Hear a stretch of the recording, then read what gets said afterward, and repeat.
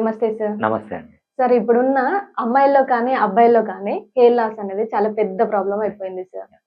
And అబ్బాయిల్లో కూడా చాలా వరకి హెయిర్ లాస్ అనేది జరుగుతుంది. అమ్మాయిల్లో అయితే ఒకప్పుడు చాలా పెద్ద జుట్టు ఉండేది. ఇప్పుడు చూసినట్టయితే అందరికి కొత్తిమీర కట్టెలా అయిపోయాయి సార్. ఎందుకని సార్? దానికి గల రీజన్స్ ఏంటి? మన హోమియోపతిలో తగ్గించుకునే ఛాన్సెస్ ఏమైనా ఉన్నాయా సార్? రైట్. సో, డెఫినెట్‌గా పాత కాలంలో ఎందుకు మంచి హెయిర్ ఉంటుంది, ఇప్పుడు మంచి హెయిర్ ఉందంటే డెఫినెట్‌గా లైఫ్ స్టైలే అండి. లైఫ్ స్టైల్‌లో కూడా మనకు మేజర్‌గా 5 పార్ట్స్ ఉంటాయన్నమాట. ఒకటి డైట్. సో, డైట్ ఎలాంటి డైట్ తీసుకుంటున్నారు. నెక్స్ట్ నిద్ర చాలా ఇంపార్టెంట్. సెకండ్ పొజిషన్‌లో నిద్ర వస్తది. Okay sir. కరెక్ట్‌గా నిద్రపోతున్నారా లేదా? రోజుకి 7-9 అవర్స్ డీప్ స్లీప్‌లో ఉంటున్నారా లేదా? ఇప్పుడున్న యూత్‌కైతే పెద్ద ప్రాబ్లమ్ అయిపోయింది సార్ యాహ్! నిద్ర. నిద్ర అంటే అదేంటి అని అడుగుతున్నారు. సో, నిద్ర కూడా ఇంతసేపు నిద్రపోతారా? అసలు రాత్రి పూట ఫోను చూడకుండా ఎట్లా నిద్రపోతారా అని అవును అడుగుతున్నారు. సార్. సో, డెఫినెట్‌గా నిద్ర అనేది సెకండ్ ప్లేస్‌లో వస్తది.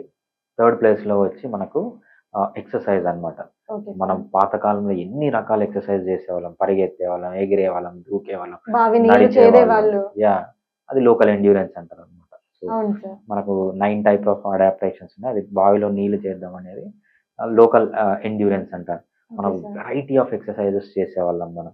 సో, ఆ ఎక్సర్సైజెస్ ఇప్పుడు చేయట్లేదు. ఇంకోటేంటంటే స్ట్రెస్. పాత కాలంలో అసలు స్ట్రెస్ అంటే ఏంది అని ఏంటో కూడా తెలియకపోయేది. తెలియదు. ఇప్పుడైతే ప్రతి ఒక్కరు స్ట్రెస్‌తోనే యాహ్! ఉంటున్నారు. ఇప్పుడు థర్డ్ క్లాస్ పిల్లోడిని, సెకండ్ క్లాస్ పిల్లోడిని అడిగినా కూడా ఏందిరా ఇట్లున్నావంటే స్ట్రెస్ అంటున్నాడు వాడు. అవును సార్. వాళ్ళకి ఇంకా ట్యూషన్స్ అని, క్లాసెస్ అని, ఎక్స్‌ట్రా క్లాసెస్ అని వాళ్ళకి కూడా స్ట్రెస్ అయిపోతుంది సార్ ఈ మధ్య కాలంలో. రైట్. అదే మనం చిన్నప్పుడు అసలు స్ట్రెస్ అంటే మీనింగ్ కూడా తెలియదు మాకు. అవును సార్. సో, స్ట్రెస్ అనేది ఫోర్త్ పొజిషన్‌లో వస్తుంది. ఫిఫ్త్ పొజిషన్ అలవాట్లు.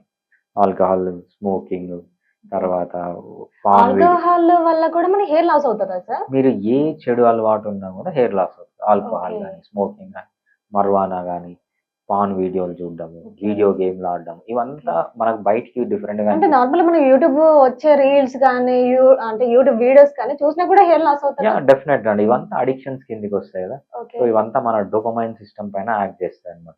ఇవన్నీ అడిక్షన్స్ కిందకొస్తాయి. మన డోపమైన్ సిస్టమ్‌ని హ్యాక్ చేస్తాయన్నమాట.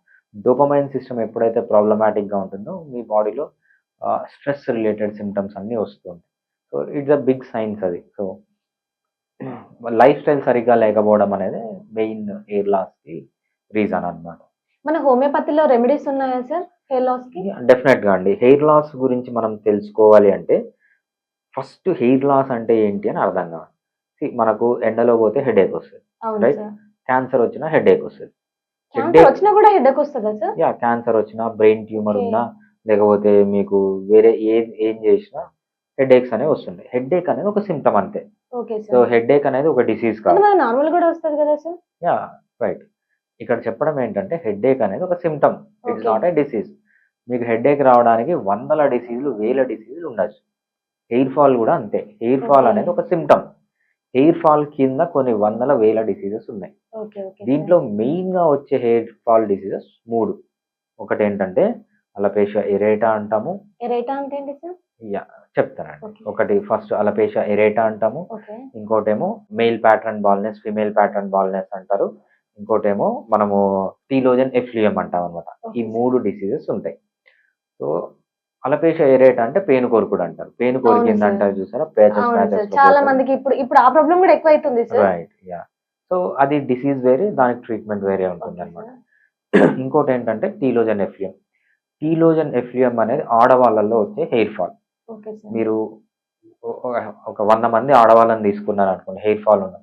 వీళ్ళకి 99% టీలోజన్ ఎఫ్లూయమే ఉంటుందన్నమాట. ఓకే. ఇంకొకరికి వేరే ప్రాబ్లమ్స్ ఉంటాయి. అదే male pattern baldness, female pattern baldness అంటే మగవాళ్ళకొచ్చే బట్టతల. అవును సార్. సో, ఇప్పుడున్న టీనేజ్ వాళ్ళకి కూడా రైట్. బట్టతల అనేది ఎక్కువైపోయింది సార్. రైట్. సో, మనకు మగవాళ్ళలో బట్టతల రావడానికి కారణం వేరే, దాని ట్రీట్మెంట్ వేరే. ఆడవాళ్ళలో హెయిర్ ఫాల్ రావడానికి కారణం వేరే, దాని ట్రీట్మెంట్ వేరే. అదేవిధంగా పేను కొరుకుడికి కాజ్ వేరే, ట్రీట్మెంట్ వేరే. సో, మనం అసలు హెయిర్ ఫాల్ ఎందుకొస్తుంది? అది ఏం టైప్ ఆఫ్ డిసీజ్ అని దాన్ని పట్టుకొని గనక ట్రీట్మెంట్ చేస్తే మంచి రిజల్ట్స్ అనేవి ఉంటాయి. లేదు మనము అడ్వర్టైజ్‌మెంట్‌లు అవి ఇవి చూపించినట్టు ఏ ప్రాబ్లమ్ వచ్చినా మా హెయిర్ ఆయిల్ వాడండి, లేకపోతే మా మెడిసిన్ వాడండి ఇట్లా చేస్తే తగ్గదన్నమాట.